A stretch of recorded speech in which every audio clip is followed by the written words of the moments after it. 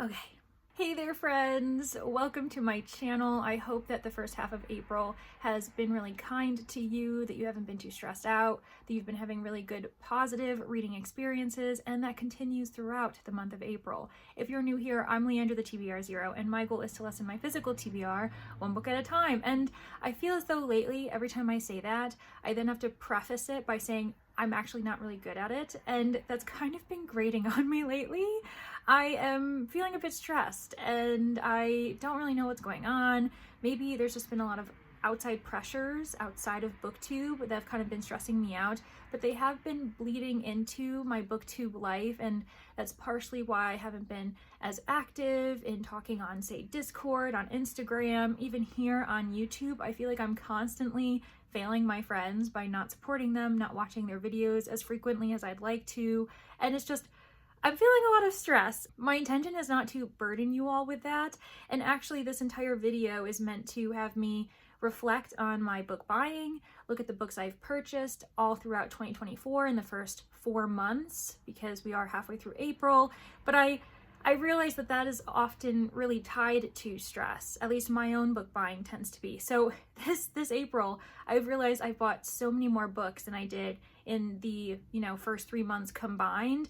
And so I feel as though I've just word vomited to you all, and I'm so sorry about that. But anyways, so all of the issues I've been having has really kind of impacted my joy with booktube. I still really love the community. I really enjoy hosting sprints and doing fun events, read-alongs with my friends and everything like that.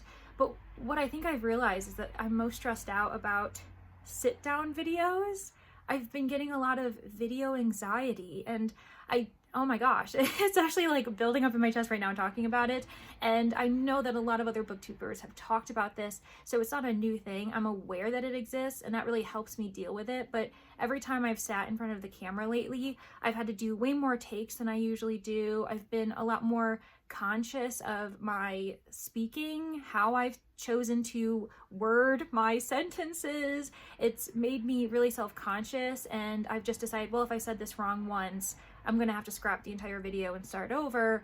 And it's kind of crazy how much you get into your own head. But I've been talking for probably about 2 minutes about stuff that has nothing to do with this specific video, so we're gonna move on, and hopefully this will be a nice calm video experience, and I'm gonna take my time with it. I think that's what's important here, is that I'm just gonna see what happens, and we're gonna talk about the books that I bought that I clearly am really excited to own, but then make up a plan on how I plan on reading them before the year ends, because I still actually want to do that. I think that's a really fun kind of challenge for myself, is every book I buy in 2024, I actually want to also read them in 2024 and not bring any of them with me into 2025. And I was doing really well. And I was really ready to do like a check-in update with you all, be like, hey, look, I've bought this many books, but look how many I've read. I'm doing really great. And then, as I mentioned earlier, April came. And so now this is more of a check-in to see how I will be able to tackle all of these reads while still having fun with the process, because the last thing I want to do is stress myself out more. Okay, so how this is going to work is I have my handy dandy bullet journal in front of me, and I actually have a spread dedicated to books I purchased in 2024. It's sectioned out by month, and I do have a key because a lot of times, at least not as recently, but more often than not, when I'm buying a book, it's because I've already read it. I borrowed it from the library. Maybe it was a Neck Alley arc or a physical arc sent to me by the publisher. I absolutely adored it. I still want to support the author. It's also a book that I want to reread, maybe because it was a 5-star or a strong 4-star. So I also have a key that provides a little purple star next to those titles, so I know that yes, I bought them, but I actually read them before I bought them. And then I've also provided just a check mark if I bought it prior to reading, but I can say yes, I have read it since. So it's pretty simplistic, and it allows me to kind of reflect on, okay, I'm seeing all these titles, but they all are coming to me through different means, for different reasons, and we're going to talk about also where I'm getting these books, because I think that that is really great to provide a bit more, I guess, awareness and open communication. Let's be transparent in our book buying. I think that's probably the healthiest thing, at least for me.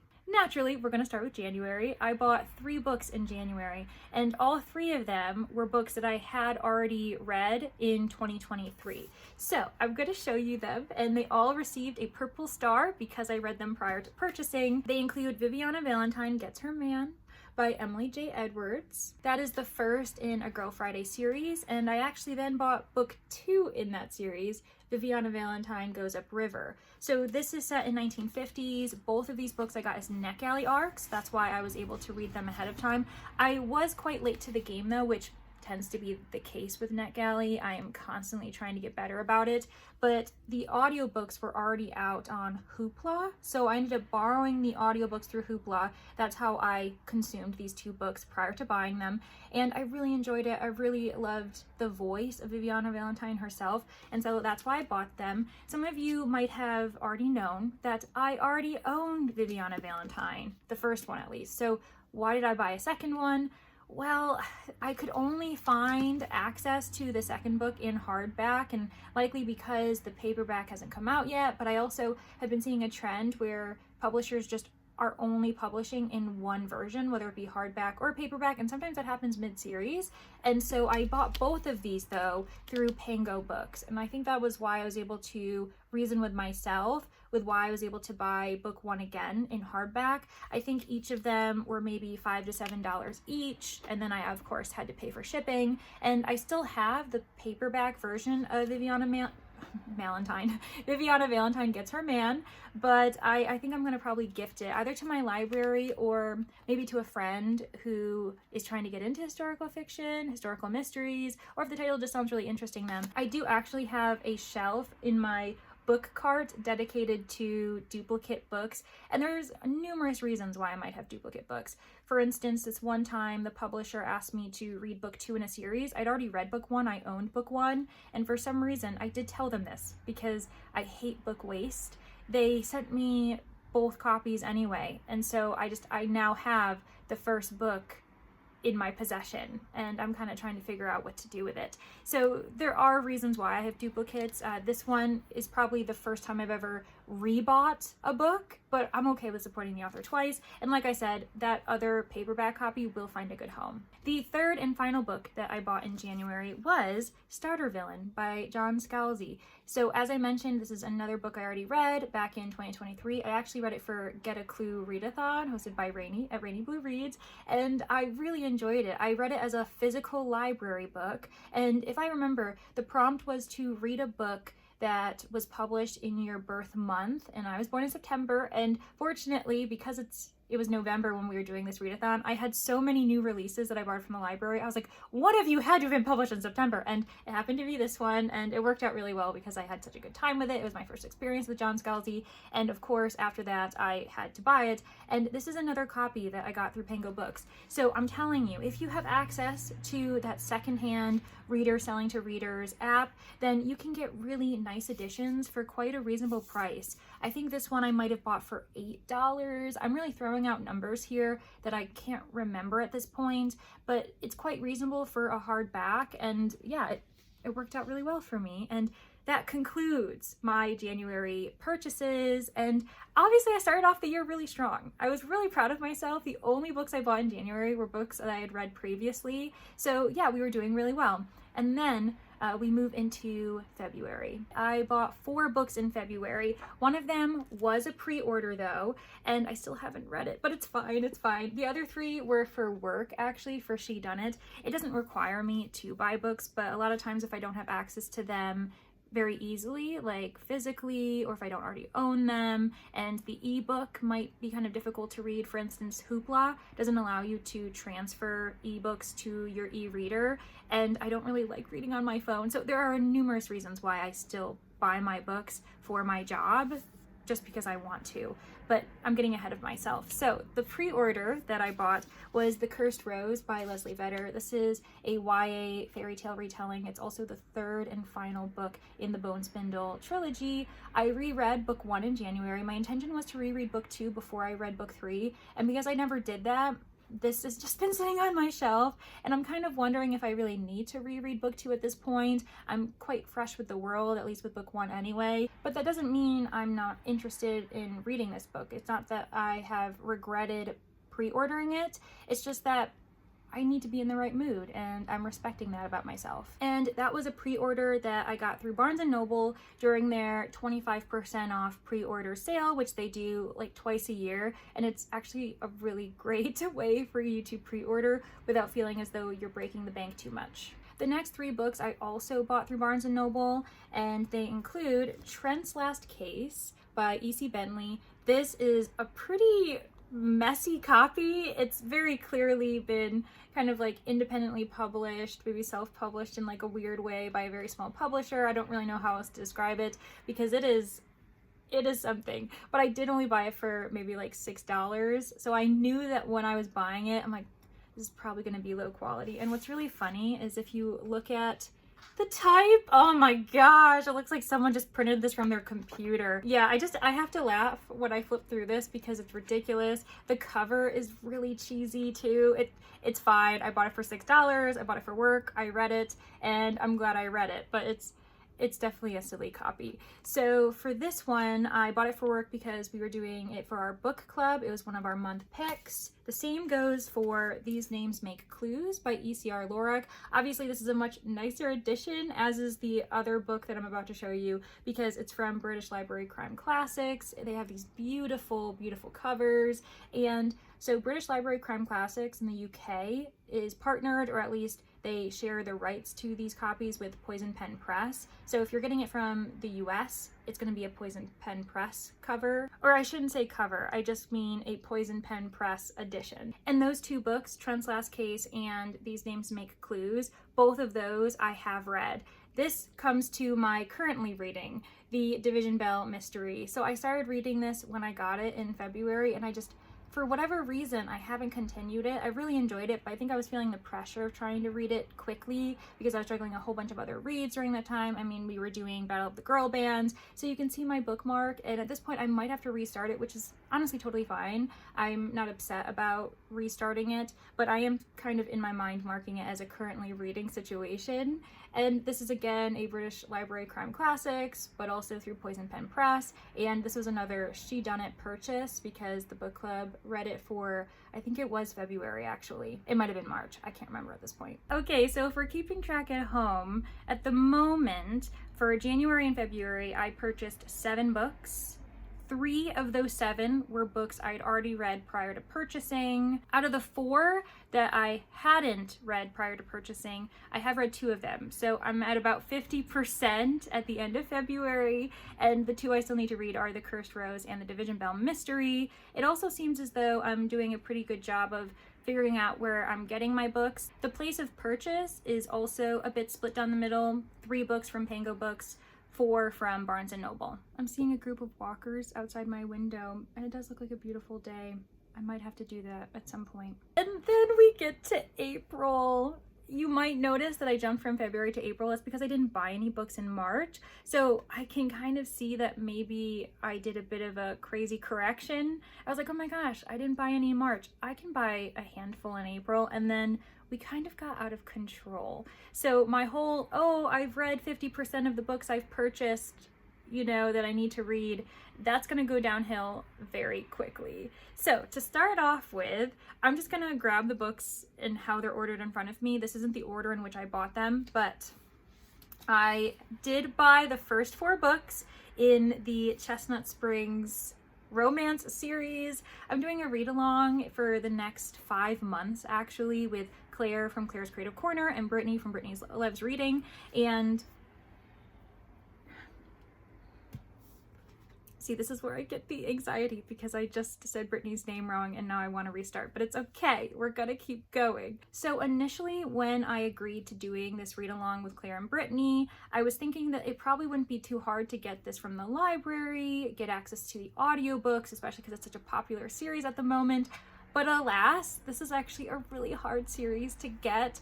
And even if you want to purchase it, it's really hard to find a reasonable price because so many people are selling them for astronomical numbers. I was talking about it on Sprints a couple times. I think the last time was on Claire's channel, how someone was selling 5 books of, you know, the original covers, I get it, but for nearly $400 US. That is crazy. Other people were selling editions like this for maybe $30, and I'm just like, that is not accessible reading. My own library, I didn't have any copies in the system, which I wasn't too surprised by, but when I requested them through interlibrary loan, usually that's a really great way for me to get them. It's been pending for maybe 6 weeks at this point, and I knew I wouldn't get access to the first book. So it is what it is.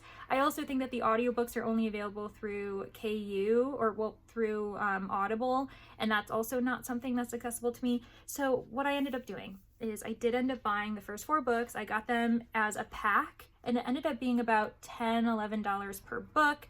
And what I'm thinking is, if I don't end up loving them, I can sell them on Pango Books for the exact same price I bought them.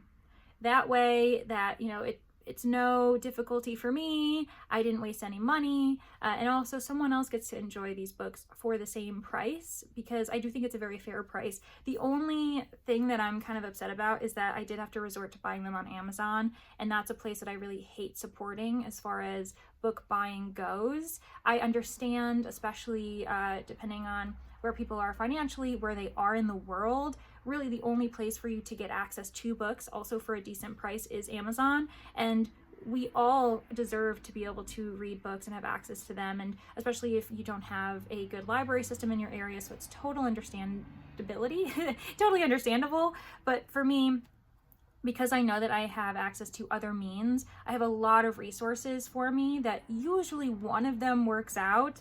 This was a rare occasion where I did end up having to go to Amazon for this, but my intention, as I mentioned, is to then kind of pass it forward and ensure that someone else gets to access these books in a cheaper way. I would donate them to my library, actually, and I might have to look into that. But the reason why I'm saying I'm going to resell them,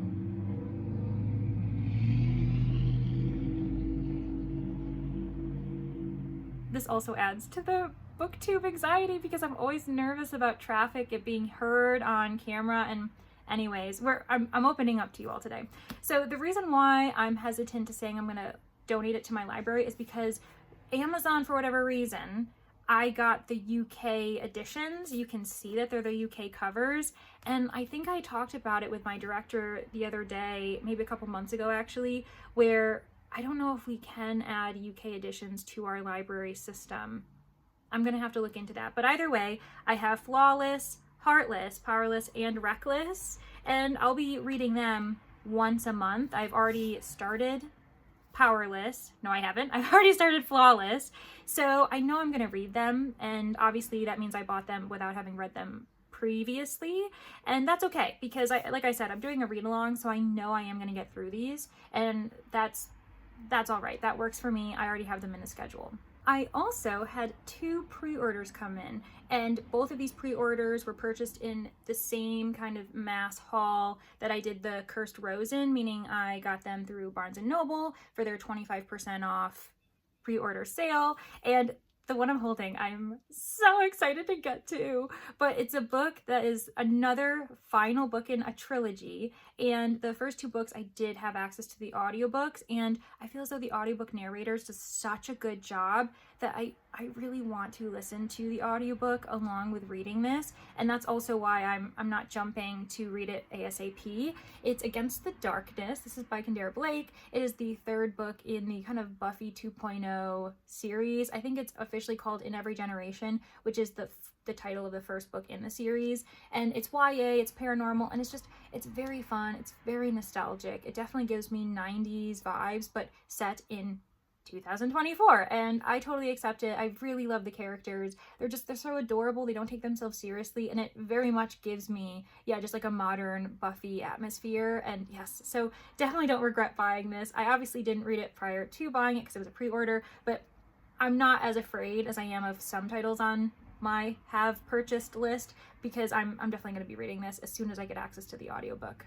Now the book I'm holding, I'm hesitant to sharing it because I actually think I'm going to return it. And it's not because, again, I'm not upset that I bought it, but I'm upset by the condition of the book. And I don't know if the video quality is going to be able to show you what I mean. I promise I'm not a perfectionist, but this is probably one of the most expensive pre-orders I ever had because of it being a special anniversary edition, and the author just adds a couple dollars to the price automatically.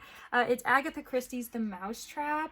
So this is the play version, and I'm so excited. I am one of those people who tries not to be too upset by spoilers. I usually am not, actually. I tell people to spoil me for whatever it is because maybe the spoiler will encourage me to pick up the book sooner, or it'll let me know, yeah, I probably don't want to read this. But with The Mousetrap, this book, this actual play, is so popular and so well loved, and I do kind of want to experience it on my own, and I know I'll never really probably get a chance to see it anytime soon. So that's why when they said that they were coming out with their 70th anniversary edition, I was like, okay, I'm gonna buy it so that I have it and I can read it, I can experience it, and then I won't be spoiled by, you know, my work on She Done It, because that happens.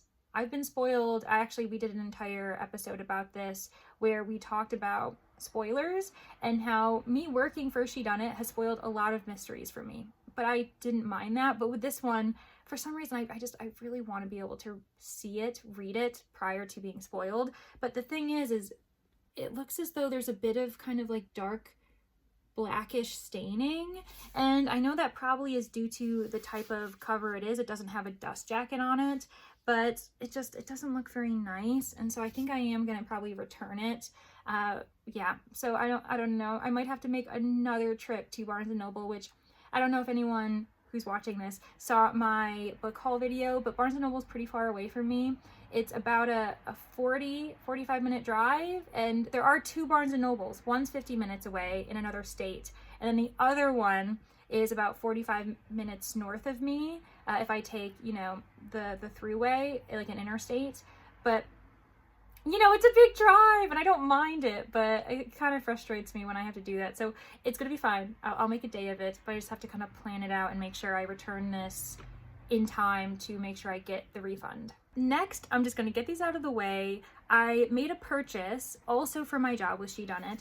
We have a book coming up next month. We're reading Black Plumes by Marjorie Allingham, and that is why I bought this really like simple hardback, hardback, this very simple used paperback that's clearly not in great condition, but that's fine for me. It does the job, and a lot of my classic detective fiction is in this form because they haven't been republished, and this is affordable. Why not? It's still readable. I can keep it on my shelves and no harm done. I actually really like these old covers. I think it kind of brings us back to a certain time in publishing. But the thing is when you buy a book like this, I ended up buying this on eBay for, I think it ended up averaging to maybe $3 or $4. And I say averaging because a lot of times with Golden Age detective fiction, you have to buy it in a lot. So you're buying a handful of books, sometimes upwards of a few dozen books, and it can be all by one author or like a mix of random authors, depending on how you go. And I really wanted to buy Black Plumes because I didn't have access to it any other way without purchasing an ebook or purchasing an audiobook. And I'm like, well, if I'm gonna buy it, I might as well buy physical copy. And so I ended up buying 5 Marjorie Allinghams because it was a lot sale, and it looks as though I did have the bookmark. The person who sold it ended up putting in a bookmark for their secondhand shop, so they obviously take advantage of eBay as another way to sell the books in their store, which is really like a great idea for small booksellers. And it's called Phoebe Creek Books, and apparently this was sold to me from Johnson City, Tennessee. And yeah, so I'm really happy that I was able to support that secondhand bookstore, and I got 5 Marjorie Allingham titles, which I'm gonna obviously have to read. So maybe there's gonna be a vlog in this. For those of you who don't know Marjorie Allingham, she's a prolific author of detective fiction during the 20th century. She wrote so many books. She definitely knew how to be a bit of a businesswoman. I really respect her as a writer, and she moved with the times. So sometimes she's got a bit more golden age feel, kind of like country house, lead detective, but then she also moved into like espionage, or thriller. And so I don't know, I find her to be a really fascinating and resourceful writer of her time. So as you know, I ended up getting Black Plumes. I also got Death of a Ghost. Like I said, I really like these covers. Also, The Tiger and the Smoke. That's probably one of her most well-known books. It's fine. It's probably one of her most well-known books among Mystery Mile. And I think that one's a bit more kind of espionage-esque. That's when she was entering that era because, you know, people were going mad for it, especially, you know, post-World War II. Then we have more work for The Undertaker, another kind of classic cover. And finally, we have The White Cottage Mystery. This one's really thin. It's really tiny. So I have all 5 of these, and no, I had not read any of them prior to purchasing because Marjorie Allingham is going to be a new to me author. I do have a handful of her books on my shelves already, actually. I think I have 4 titles by her, another situation where I probably bought them in a lot at one point. So I do need to read them, and I'm clearly going to be reading Black Plumes in the next month because I'm reading it for the book club. But after that, I'm gonna have to, maybe I can do a content idea where I read 5 Marjorie Allinghams, because that could be kind of fun. All right, I am eyeing 3 books that I bought in April as well. 2 of them I bought through Pango Books. One of them I just bought on my Barnes & Noble book haul trip that I just posted this past Sunday, which was really fun. And again, I'm trying to do content that is a bit less stress-inducing and just, you know, encourage myself to have fun with books again. So, not that I'm not having fun with books. I'm so sorry, guys. This is a very weird video. But anyways, so these 3 books, though I can't really talk about them, I will say that I've read 2 out of the 3. And the reason why I can't talk about them is because they're involved in projects with other booktubers that I can't really reveal yet until those videos are posted. But yes, so 2 out of the 3 I have read. 2 out of the 3 I got secondhand through Pango Books, and 1 of them I just bought from Barnes & Noble. Sorry I can't tell you the titles, but obviously I really enjoyed them. So at least the 2 that I read. Continuing on, I also got Lavender House by Lev A.C. Rosen.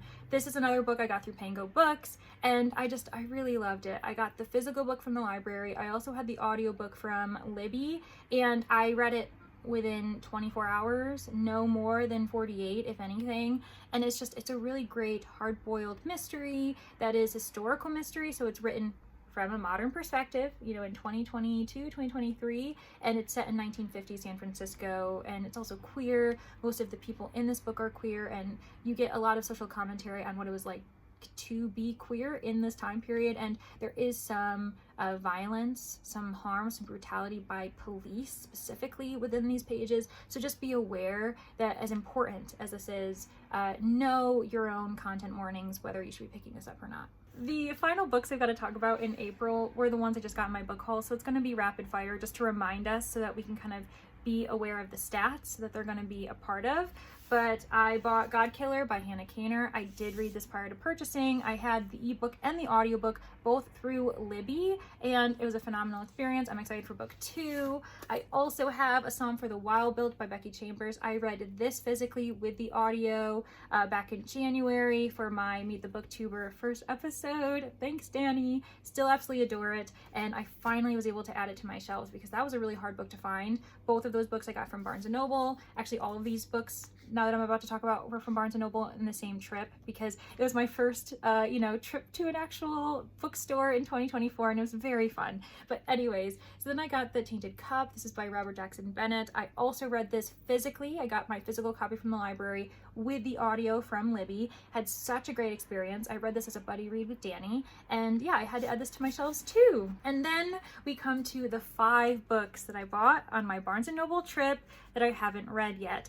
I promise you when we get through them, you'll realize that it's not as stress-inducing as you might think. The first book is Rivers of London. This is by Ben Aronovich. Apparently this is the 10th anniversary edition. I had no idea this book existed. It seems as though it might be something along the lines of a fantasy mystery genre blend. It's the first in the series, and I have seen it on BookTube, and it looks like it's a book for me. And I got the Libby audio book in the last week, a couple days ago, actually while I was at the bookstore, and I was like, this is a sign. There's also illustrations, a couple of them at least, in this book, and I was like, okay, clearly I shouldn't just rely on the audio. I want the full experience. So I did take a leap of faith and I bought the physical book, and I will obviously be reading that in the next month because I got the audio. Then we have Toilet Bound Hanako-kun.